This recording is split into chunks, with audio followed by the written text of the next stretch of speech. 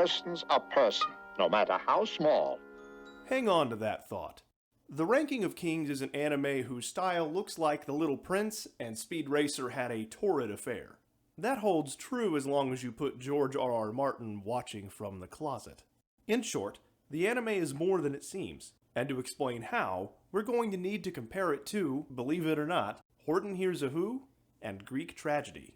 Hear me out. Dr. Seuss was more than a children's author. He started out as an ad man, took time away from kids' books to make basic training cartoons with Chuck Jones. There's a burlesque theater where the boys like to go to see Queenie the Cutie, the burlesque show. And jokes about the Ranking of Kings animation aside, there's some Greek myth levels of awfulness just behind that veneer. Not that kind of Greek tragedy. If you're already familiar with the series, feel free to skip ahead. If not, here is a quick synopsis.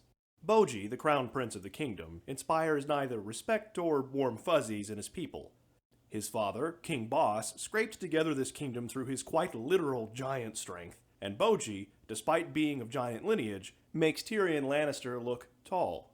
Oh, and he's deaf and mute, so add in 2/3 of the wise monkeys. Despite this, he wants to ascend the land's ranking of kings and become the strongest king. His stepmother, Hilling, and half-brother Daida might have something to say about that. Starting with his first subject and living shadow, Kage, we ride along on their journey to power and see just how messed up the world around them really is.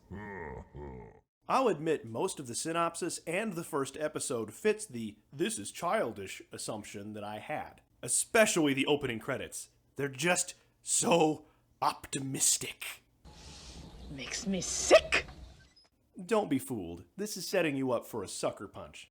With a minor spoiler for Kage's backstory, he's the last member of the Shadow Clan.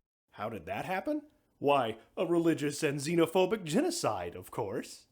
You see, the Ranking of Kings has enough genocide, slavery, and the governmental misuse of power that the United States wouldn't teach it in schools either.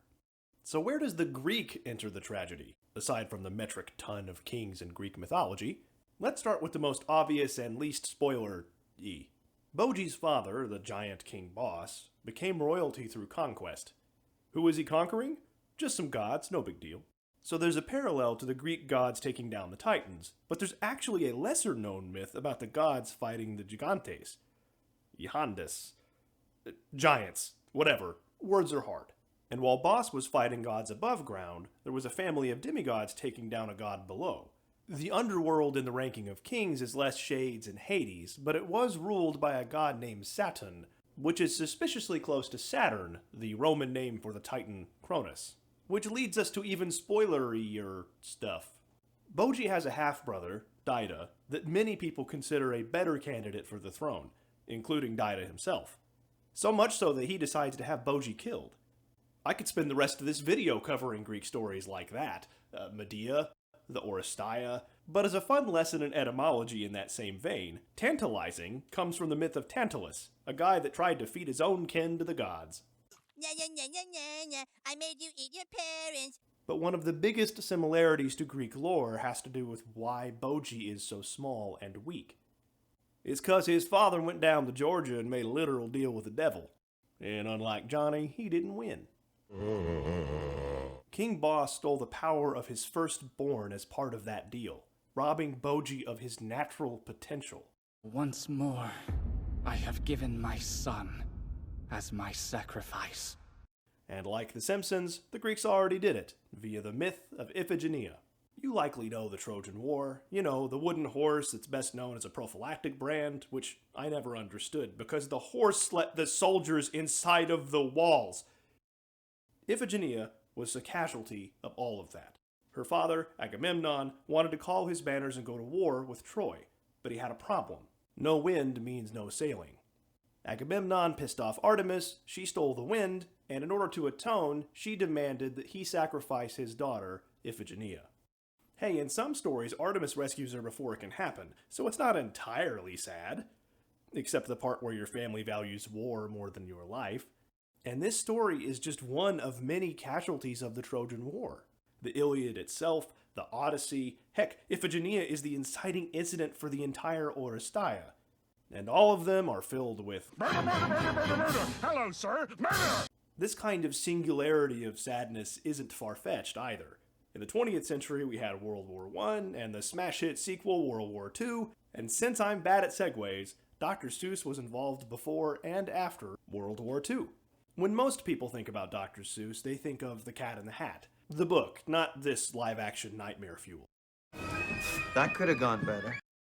Horton Hears A Who is another classic, but before I can get into its commonalities with the Ranking of Kings, we have to talk about what Dr. Seuss was up to before Horton heard The Who. While Dr. Seuss published his first children's book in 1937, by 1941 he was getting political, throwing shade at American politicians and isolationists, and infantilizing Hitler at the same time. But there's an elephant in the room, and I don't just mean Horton. Dr. Seuss drew some, uncouth depictions of the Japanese during this time period. But here's where this gets interesting. Somewhere between these drawings and 1945, Dr. Seuss began to change. While it doesn't condone his earlier work, he scripted a military training film, Your Job in Japan, which was so sympathetic to the Japanese, General MacArthur wouldn't show it. In 1947, he and his wife co-wrote Design for Death, a portrayal of the Japanese as victims of 7 centuries of class dictatorship. It won the Academy Award for Best Documentary in 1948. Which leads us to Horton Hears A Who, a small speck of dust full of tiny, vulnerable people that are smashed from the air have to be protected by a giant elephant. While aimed at kids, it's almost like there's a deeper allegory here.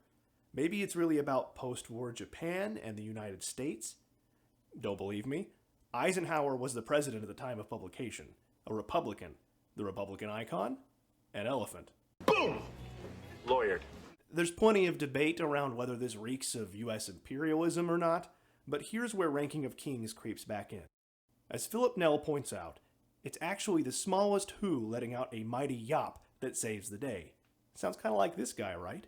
Per another Seuss aficionado, Henry Jenkins, this not only acknowledges the capabilities of the small, but highlights the responsibility that everyone participates in the community's general welfare. Most of the people in the kingdom write Boji off entirely due to his disability and size, denying him his personhood, just as the other creatures in Horton's jungles deny the personhood of the Whos. Children openly mock Boji's inability to speak or hear. The adults in his life don't seem to realize he can read lips. And how does only one guy realize he's the freaking Flash? I'm fast as fuck, boy. It's fitting that Kage, having survived his own fair bit of abuse, actually sees Boji for who he is. He's Boji's Horton. He's the only one that can actually understand Boji's audible communication. Now you're asking how I'm figuring out what you're saying? Heck if I know, but I understand you fine. Hey, don't go changing the subject! And speaking of Horton, I always wondered as a kid why he didn't just rampage to protect his dust mite buddies. He uses a different strength, his hearing, to communicate to the Whos that it is now time to be so loud you cannot be ignored. It's fitting that our tiny giant and shadowy Cronenberg utilize their own skills to find a different path to strength too, rather than emulating King Boss's brute force. But I'll leave that to your viewing. So as annoyingly optimistic as the first opening credits seem, there are adult themes and hardships to overcome. But it does a good job of reminding us that a person's a person, no matter how small. Whew, this video was a bit of a brain melter. But if you enjoyed it, I'd appreciate a like, a share, a subscribe. It'd help me and the channel out a lot. If Boji and Kage have wriggled their way into your hearts, and you want to see them make their world a better place, you can watch The Ranking of Kings on Crunchyroll. And if you're interested in the life of Dr. Seuss, even on Beyond Zebra, Philip Nell's biography, Dr. Seuss, an American Icon, is an excellent read. But if there's an anime you'd like to see compared to some Western media, or a Western work you want compared to an anime, leave a comment below. There is an anime out there for you, and I am glad to help you find it. I really hope you don't confuse Boji for Shin-chan. They're both shows that are more adult than they seem, but Shin-chan is very different. You want 10 sausages? Yeah, I need them! A child psychology book I read warned me about this. It's only 10! You can eat them in no time! Are you kidding me? I would never eat 10 of those fart-inducing torpedoes, not even if they went straight to my boobs. Bye.